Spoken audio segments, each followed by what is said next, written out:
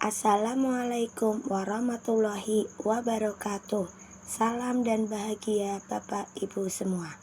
Perkenalkan, nama saya Nur Khadijah Novinirum, CGP Angkatan 11 Kecamatan Kebumen.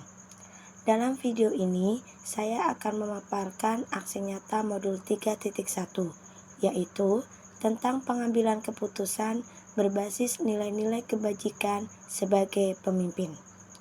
Dalam hal ini, saya telah mewawancarai ibu kepala sekolah saya, beliau Ibu Nur Hayati, tentang kasus dilema etika yang terjadi pada tahun ajaran kemarin, yaitu ketika kenaikan kelas.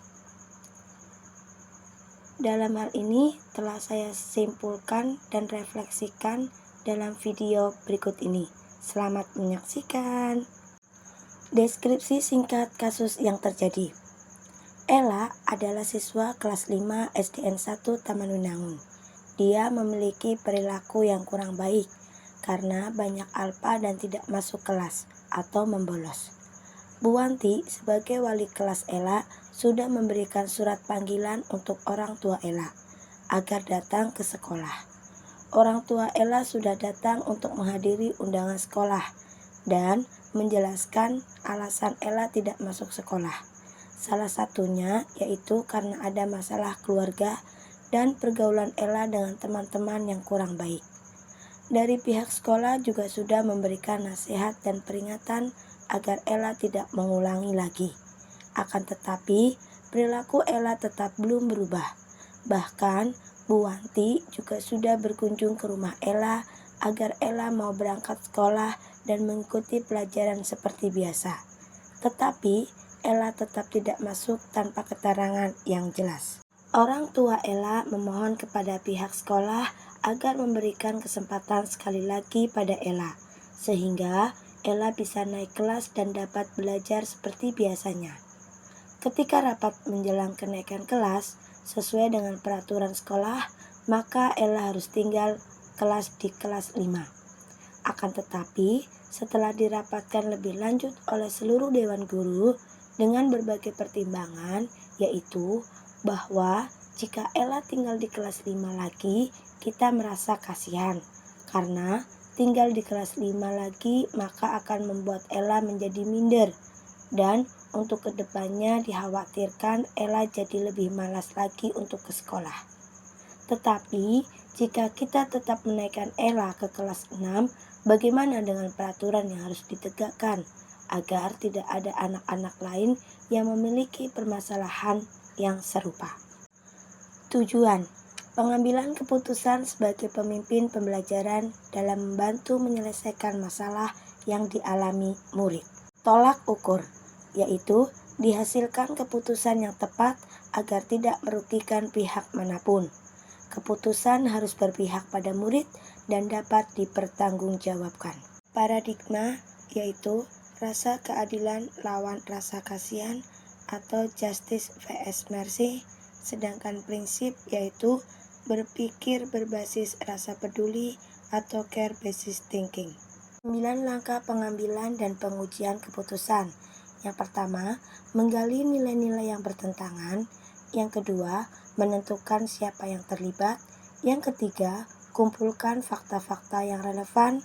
Yang keempat, pengujian benar atau salah.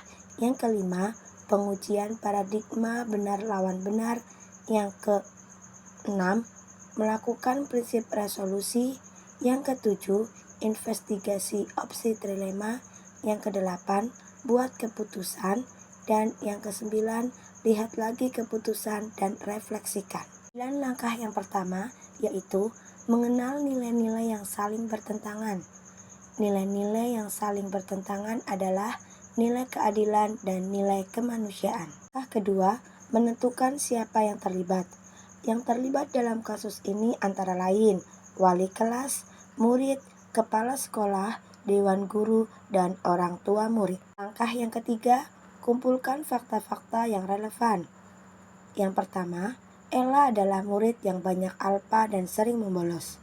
Wali kelas sudah memanggil orang tua melakukan kunjungan rumah. Berdasarkan peraturan, Ella harus tinggal kelas di kelas 5. Orang tua Ella memohon untuk memberikan kesempatan kembali kepada Ella agar tetap bisa sekolah dan naik kelas 6 dan berjanji tidak mengulangi lagi. Alasan Ella banyak alpa karena masalah keluarga, sedangkan alasan sering membolos sekolah karena pergaulan dengan temannya. Langkah keempat, pengujian benar atau salah. Dalam hal ini, ketika saya mewawancarai beliau Ibu Nurhayati, beliau tidak melakukan langkah pengujian benar atau salah. Yang kelima, pengujian paradigma benar lawan benar. Paradigma yang sesuai dengan situasi tersebut adalah rasa keadilan lawan rasa kasihan. Yang keenam, melakukan prinsip resolusi. Prinsip penyelesaian dilema yang dipilih adalah berpikir berbasis rasa peduli. Langkah ketujuh, investigasi opsi trilema. Wali kelas memberi kesempatan kembali kepada murid tersebut untuk dapat memperbaiki kesalahannya, dengan catatan akan membuat surat pernyataan yang berisi bahwa tidak akan mengulangi kesalahan yang sama dan akan menjadi lebih rajin untuk sekolah. 8. Buat keputusan.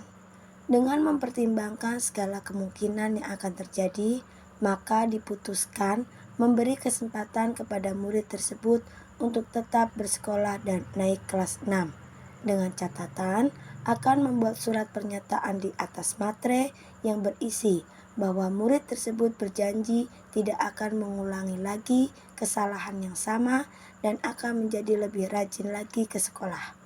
Wali kelas akan terus memantau murid tersebut sampai kelulusan sekolah kelas 6. Langkah ke-9. Lihat lagi keputusan dan refleksikan. Keputusan yang diambil adalah tetap memberi kesempatan kepada Ella agar terus bersekolah. Kejadian ini memberi pelajaran kepada kita sebagai pendidik bahwa setiap keputusan akan ada resiko yang akan terjadi. Namun, memberi kesempatan kepada murid untuk terus melanjutkan sekolah ada hal yang manusiawi demi masa depan anak. Sekalipun kita harus sedikit membengkokkan peraturan berdasarkan rasa kasihan.